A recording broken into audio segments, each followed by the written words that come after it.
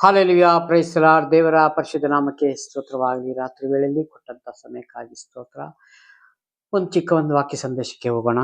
ಆದಿಕಾಂಡ ಮೊದಲನೇ ಅಧ್ಯಾಯದಲ್ಲಿ ಅದರಲ್ಲಿ 26ನೇ ವಚನದಿಂದ ತೆಗೆದುಕೊಳ್ಳೋಣ.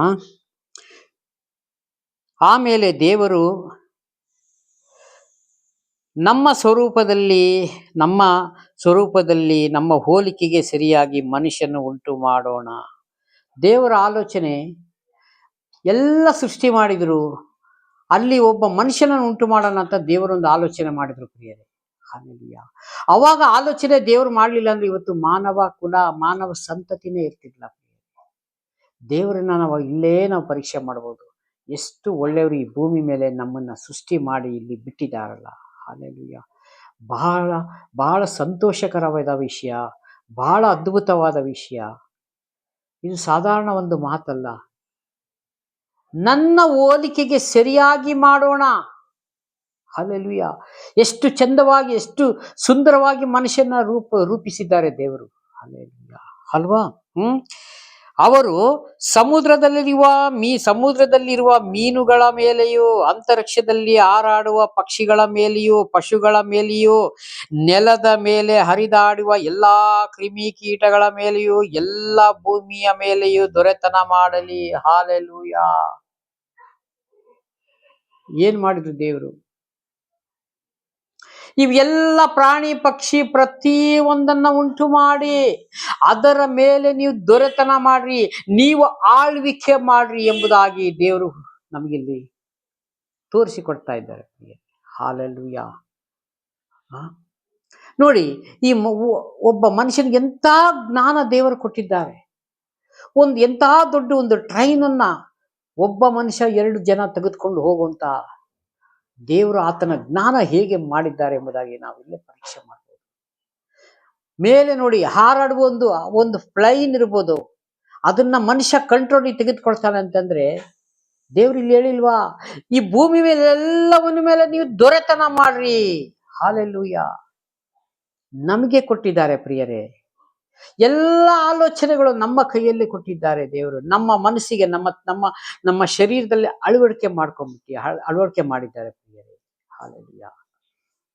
ಎಲ್ಲಾದ್ರ ಮೇಲೂ ನೀವು ದೊರೆತನ ಮಾಡ್ರಿ ಎಂಬುದಾಗಿ ಹೀಗೆ ದೇವರು ಮನುಷ್ಯನನ್ನು ತನ್ನ ಸ್ವರೂಪದಲ್ಲಿ ಉಂಟು ಮಾಡಿದನು. ಇವೆಲ್ಲ ದೇವರ ಒಂದು ಯೋಜನೆಯಿಂದನೇ ಇವೆಲ್ಲ ಮಾಡಿದ್ದು.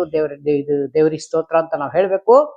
ಎಲ್ಲ ದೇವರೇ ಇವೆಲ್ಲ ಉಂಟು ಮಾಡಿದಾನೆ ಎಂಬುದಾಗಿ. ಆಮೇಲೆ ಉಂಟು ಮಾಡಿದನು, ದೇವ ಸ್ವರೂಪದಲ್ಲಿ ಅವನನ್ನು ಉಂಟು ಮಾಡಿದನು, ಅವರು ಗಂಡು ಹೆಣ್ಣಾಗಿ ನಿರ್ಮಿಸಿದನು.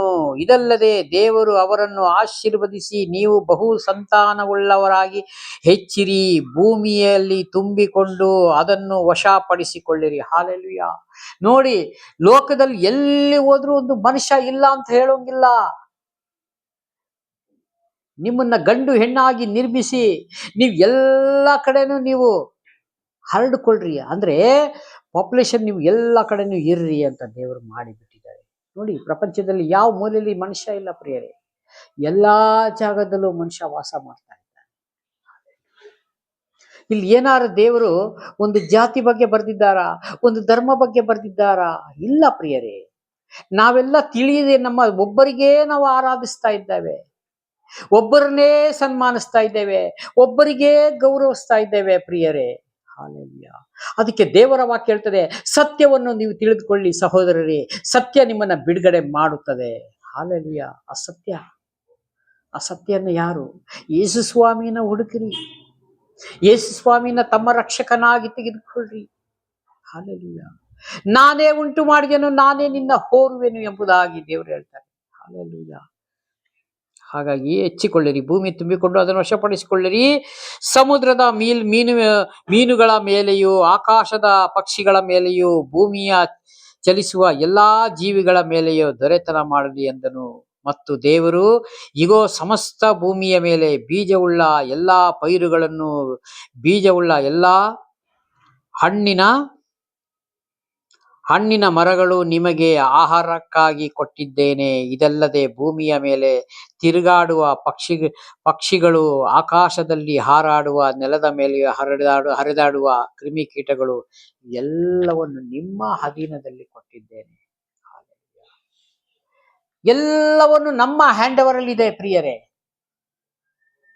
ನೀವು ಇದೆಲ್ಲ ಮಧ್ಯದಲ್ಲಿ ನಿಮ್ಗೆ ಇಟ್ಟಿದ್ದೇನೆ ನಾನು, ಇದ್ರ ಮೇಲೆ ನೀವು ದೊರೆತನ ಮಾಡ್ರಿ ಎಂಬುದಾಗಿ. ಹಾಲೆಲೂಯಾ. ಇಂಥ ದೇವರನ್ನ ಸೇವಿಸಂತವರು ನಾವು ನೀವು ನಿಜವಾಗ್ಲೂ ಭಾಗ್ಯವಂತರು ಪ್ರಿಯರೇ. ಅದಕ್ಕಾಗಿ ದೇವರು ಹೇಳ್ತಾನೆ, ಸರಿಯಾದ ರೀತಿ ನನ್ನ ವಾಕ್ಯವನ್ನು ಕೈಗೊಂಡು ನಡೆಯಿರಿ, ನನ್ನ ಮಾತಿನ ಮೇಲೆ ಜೀವಿಸಿರಿ, ನನ್ನ ಹೆಜ್ಜೆಯ ಜಾಡಿನಲ್ಲಿ ನೀವು ನಡೆದುಕೊಂಡು ಹೋಗ್ರಿ. ನಾನು ಮಾದರಿ ತೋರಿಸೋಗಿದ್ದೀನಲ್ಲ ವಾಕ್ಯದ ಮುಖಾಂತರ. 2000 ವರ್ಷಗಳ ಹಿಂದೆ ನಿಮ್ಮ ಜೊತೆಯಲ್ಲಿ ನಾನು ನಡೆದಾಡಿದ್ನಲ್ಲ, ಇದನ್ನೆಲ್ಲ ನೀವು ನೆನಪು ಮಾಡಿಕೊಳ್ಳ್ರಿ ಅಂತಾರೆ ಸ್ವಾಮಿ. ಹಾಲೆಲೂಯಾ. ಹಾಗಾಗಿ ನಾವು ದೇವರನ್ನು ಸರಿಯಾದ ರೀತಿ ಅರ್ಥ ಮಾಡಿಕೊಂಡು ಭೂಮಿ ಮೇಲೆ ನಡಿಬೇಕು ಪ್ರಿಯರೇ.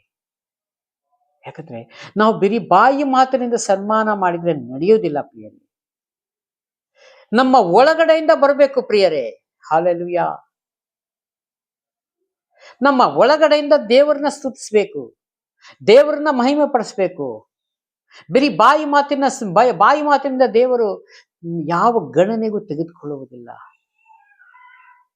ಯಾಕಂದ್ರೆ ರಕ್ತ ಮಾಂಸ ಪರಲೋಕಕ್ಕೆ ಸೇರುವುದಿಲ್ಲ ಅಂತಾರೆ ಸ್ವಾಮಿ. ಈ ಮಣ್ಣಿನೊಳಗೆ ಹೋಗ್ತೀವಿ ನಾವು, ರಕ್ತ ಮಾಂಸ. ಆದ್ರೆ ಆತ್ಮ ದೇವ್ರ ಹತ್ರ ಹೋಗ್ಬೇಕಲ್ಲ. ಅದಕ್ಕೆ ನೀನು ಆತ್ಮದಿಂದನೇ ಆರಾಧಿಸಬೇಕು ನನ್ನನ್ನ ಅಂತಾರೆ ಸ್ವಾಮಿ. ಹಾಗಾಗಿ ನಾವು ಆತ್ಮಿಕವಾಗಿ ದೇವರನ್ನ ಆರಾಧಿಸಬೇಕು, ಆತ್ಮಿಕವಾಗಿ ರೀತಿಯಲ್ಲೇ ದೇವರನ್ನ ಮಹಿಮೆ ಪಡಿಸ್ಬೇಕು. ಯಾಕಂದ್ರೆ ದೇವರು ನಮ್ಮನ್ನ ಬಾಯಿ ಮಾತಿನಿಂದ ಸನ್ಮಾನ ಕೇಳುವುದಿಲ್ಲ. ನನ್ನ ಒಳಗಡೆ ಏನು ನಡೀತಾ ಇದೆ ಅದ್ರ ಮೇಲೆ ತೀರ್ಮಾನ ಮಾಡುವಂತವರಾಗಿದ್ದಾರೆ ಪ್ರಿಯರೇ. ನೋಡಿ, ಅದಕ್ಕೆ ಮಾರ್ಕನ್ ಬರೆಸುವಾರ್ತೆ ಹೇಳ್ತದೆ 7ನೇ ಅಧ್ಯಾಯದಲ್ಲಿ, ಈ ಜನರು ನನ್ನನ್ನು ಮಾತಿನಿಂದ ಸನ್ಮಾನಿಸುತ್ತಾರೆ, ಇವರ ಮನಸ್ಸು ನನಗೆ ದೂರವಾಗಿದೆ, ಇವರು ನನಗೆ ಭಕ್ತಿ ತೋರುವುದು ವ್ಯರ್ಥ. ಹಾಲೆಲೂಯಾ. ಯಾಕೆ ಮಾತು ಹೇಳ್ತಾರೆ ಪ್ರಿಯರೇ? ಈ ಲೋಕದಲ್ಲಿ ನನ್ನನ್ನು ಬಾಯಿ ಮಾತಿನಿಂದ ಸನ್ಮಾನಿಸೋರು ಬಹಳ ಜನ ಇದ್ದಾರೆ, ಅವರ ಭಕ್ತಿ ನನಗೆ ದೂರ ಆಗಿದೆ. ಇವ್ರ ಭಕ್ತಿ ತೋರಿಸುವುದೇ ವೇಸ್ಟ್ ಅಂತಾರೆ ಸ್ವಾಮಿ. ಹಾಗಾಗದಂತೆ, ಯಾಕಂದ್ರೆ ದೇವರೆಲ್ಲ ಆಪ್ಷನ್ ಕೊಟ್ಟಿದ್ದಾರೆ. ನಮ್ಗೇನು ತಿಳಿಯಲ್ಲ, ನಮ್ಗೇನು ಗೊತ್ತಿಲ್ಲ. ನೀವು ದೇವರ ವಾಕ್ಯವನ್ನು ಹಿಡ್ಕೊಂಡು ನನ್ನ ಹೆಜ್ಜೆಯ ಜಾಡಿನಲ್ಲಿ ನಡೀರಿ, ನಾನು ನಿಮ್ಮನ್ನ ತಿಳಿಸ್ಕೊಡ್ತೀನಿ ಅಂತಾರೆ ಸ್ವಾಮಿ.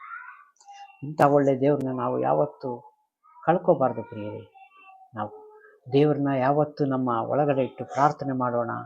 ನಮ್ಗೆ ಈ ಲೋಕ ಬಿಟ್ಟರೆ ಪರಲೋಕ ನಿಶ್ಚಯ ಎಂಬುದಾಗಿ ಆ ಗ್ಯಾರಂಟಿ ಮೇಲೆ ಭೂಮಿ ಮೇಲೆ ಬದುಕೋಣ. ಈ ಕೊಟ್ಟಂಥ ಸಂದೇಶಕ್ಕಾಗಿ ಸ್ತೋತ್ರ. ಒಂದು ಚಿಕ್ಕ ಪ್ರಾರ್ಥನೆ ಮಾಡಿ ಮುಕ್ತಾಯ ಮಾಡೋಣ. ಪ್ರೀತಿ ಸ್ವರೂಪನಾದ ದೇವರೇ, ರಾಜಾದಿರಾಜನೇ ಯೇಸು ಸ್ವಾಮಿ, ನಿಮಗೆ ಮಹಿಮೆಯಾಗಲಿ. ಸ್ತುತಿಗಳ ಮಧ್ಯೆ ವಾಸ ಮಾಡೋ ತಂದೆ, ಈ ರಾತ್ರಿ ವೇಳೆ ಕೊಟ್ಟಂಥ ಸಂದೇಶಕ್ಕಾಗಿ ಸ್ತೋತ್ರ ಮಾಡಿಕೊಂಡು ಈ ವಿಡಿಯೋ ಮುಖಾಂತರ ನೋಡೋ ಪ್ರತಿಯೊಂದು ಕುಟುಂಬಗಳನ್ನು ನೆನೆಸಿ ನಿಮ್ಮ ಕಳಿಸ್ತೀನಿ. ಪ್ರಾರ್ಥನೆ ಕೇಳಿ ಸ್ತೋತ್ರ ಯೇಸು ನಾಮದಲ್ಲಿ ತಂದೆ, ಆಮೆನ್. Praise God bless. ಇದೆಯವರೆಲ್ಲರೂ ಆಶೀರ್ವದಿಸಿ.